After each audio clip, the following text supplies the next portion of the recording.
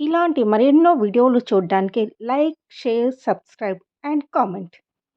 2024వ సంవత్సరంలో చిలుకూరు బాలాజీ బ్రహ్మోత్సవాల గురించి తెలుసుకుందాం. చిలుకూరు బాలాజీ దేవాలయం రంగారెడ్డి జిల్లా మొయినాబాద్ మండలంలోని చిలుకూరు గ్రామంలో ఉన్నది. ఈ ఆలయానికి ప్రత్యేక దర్శనాలు, అర్చనా టికెట్లు, హుండీల గొడవలు లేని ఆలయంగా చిలుకూరు బాలాజీ క్షేత్రం వినుతుకెక్కింది. దేవుని వద్ద అంతా సమానమే. ఆలయంలో భక్తుడు చూడవలసింది దైవాన్ని మాత్రమే. భగవంతునికి, భక్తునికి మధ్య డబ్బు వ్యవహారం అవసరం లేదనే పద్ధతిని చిలుకూరు ఆలయం పాటిస్తుంది. ప్రజాభిప్రాయాన్ని, అర్చకుల అభిమతాన్ని గౌరవించి రాష్ట్ర ప్రభుత్వం స్వయం ప్రతిపత్తినిచ్చింది.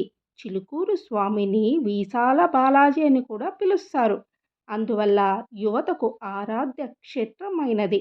మొదటిసారి ఈ దేవాలయం దర్శించుకున్నప్పుడు 11 ప్రదక్షిణాలు చేసి మొక్కుకుంటారు. కోరిక తీరిన తర్వాత 108 ప్రదక్షిణాలు చేసి మొక్కులు చెల్లించుకుంటారు. సుమారు 500 ఏండ్ల నాటి ఈ ఆలయాన్ని గోల్కొండ సామ్రాజ్యంలో మంత్రులుగా ఉన్న అక్కన్న, మాదన్నలు అభివృద్ధి చేశారు. 1963లో రాజ్యలక్ష్మి అమ్మవారిని ప్రతిష్ఠించారు. కొన్నేళ్ల కిందట వరకు చిలుకూరు బాలాజీ ఆలయం ఎటువంటి ఆర్భాటాలు లేకుండా ఉండేది. స్వయం ప్రతిపత్తి హోదా తర్వాత ఆలయంలో సౌకర్యాలు పెంచారు. చిలుకూరులో ఏటా 2 సార్లు చిలుకూరులో పూలంగి, అన్నకూట బ్రహ్మోత్సవాలు ప్రత్యేకంగా నిర్వహిస్తారు.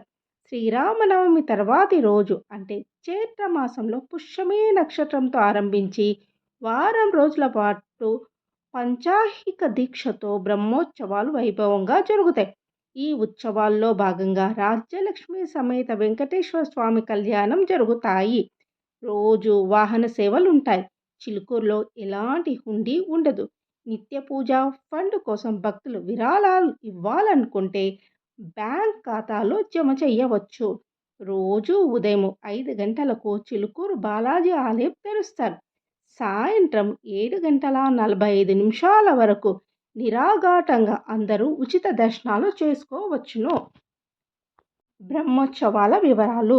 ఏప్రిల్ 18 సెల్వర్కూతు ఉత్సవం, అంకురార్పణం. ఏప్రిల్ 19 ధ్వజారోహణం, శేషవాహన సేవ. ఏప్రిల్ 20 గోపావాహన సేవ, హనుమంత వాహన సేవ. ఏప్రిల్ 21 సూర్యప్రభ వాహన సేవ, కళ్యాణోత్సవం, గరుడ వాహన సేవ. ఏప్రిల్ 22 వసంతోత్సవం, గజవాహన సేవ. ఏప్రిల్ 23 పల్లకీ సేవ, రథోత్సవం.